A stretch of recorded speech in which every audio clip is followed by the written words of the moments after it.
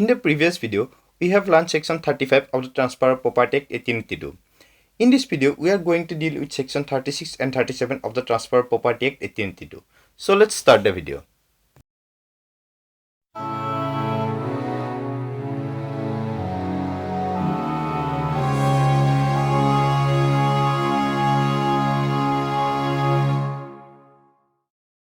Apportionment. Apportionment basically means division of funds between several claimants.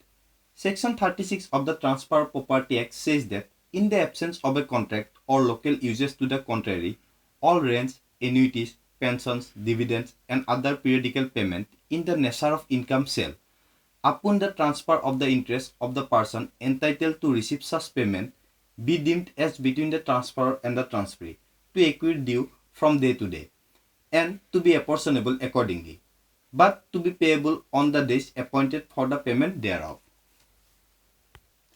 This section has to be read in the light of the provisions contained in section 8, which provides that unless a different intention is expressed or necessarily implied, a transfer of property passes forward to the transferee all the interest which the transferor had in the property, including the assessment annexed thereto, as also the rents and profit acquiring from the property after the transfer. The income or the rent in such a case has to be divided between the transferor and the transferee. If the income accrues from day to day, there would be no difficulty, as it is obvious that with effect from the date of the transfer, the transferee would get the right to collect the income or rent, and with effect from that date, the right of the transferor would come to an end. Where, however, the income did not accrue day to day, it has been provided that all the periodical payment like yearly or monthly in the nature of rent, etc. shall be deemed to accrue from day to day and shall be apportioned between the transferor and the transferee on that basis. This section therefore enacts the rules relating to apportionment by time, while section 37 refers to apportionment by state. To take an example, A has let his house at a monthly rate of Rs 6,000. The house is sold on 15 June. The seller would be entitled to the rent of 14 days, while the buyer to the rent of 16 days.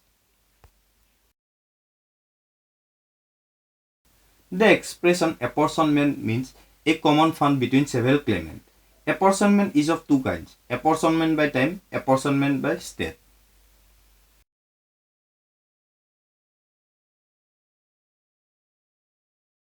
Section 36 of the Transfer of Property Act deals with apportionment by time. Thus, this section lays down that all the periodical payment shall be deemed to accrue from day to day and be apportioned between the transferor and the transferee on that basis.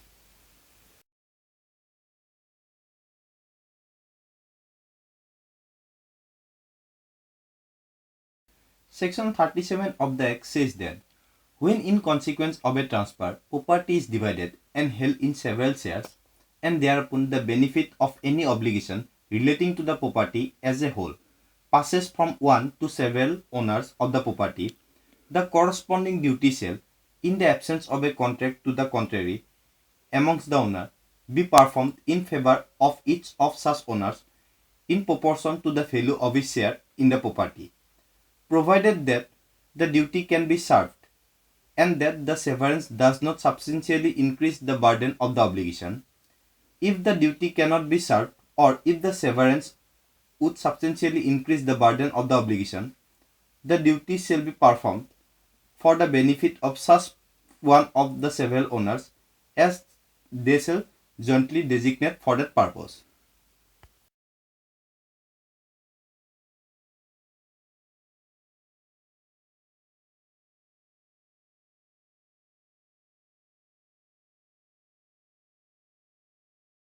Provided that no person on whom the burden of the obligation lies shall be answerable for the failure to discharge it in manners provided by the section, unless and until he has had reasonable notice of the severance.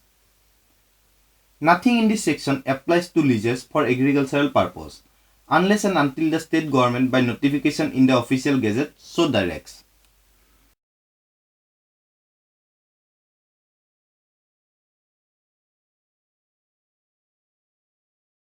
To take an example of section 37, suppose A sells to B, C and D a house situated in village and leased to E at an annual rent of rupees 30 and delivery of one fat sheep, B having provided half the purchase money and C and D 1/4 each.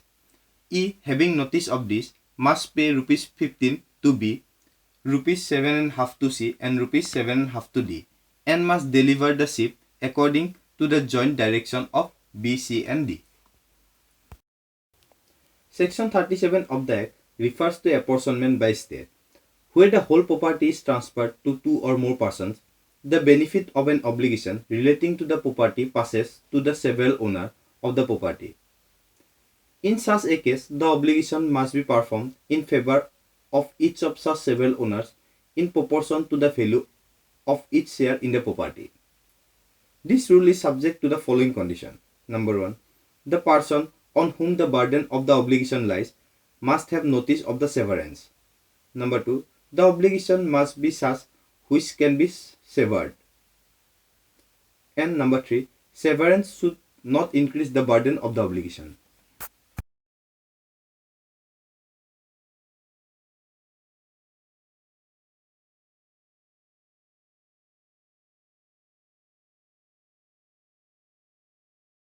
Thus, we have completed apportionment as contained in section 36 and 37 of the Transfer of Property Act.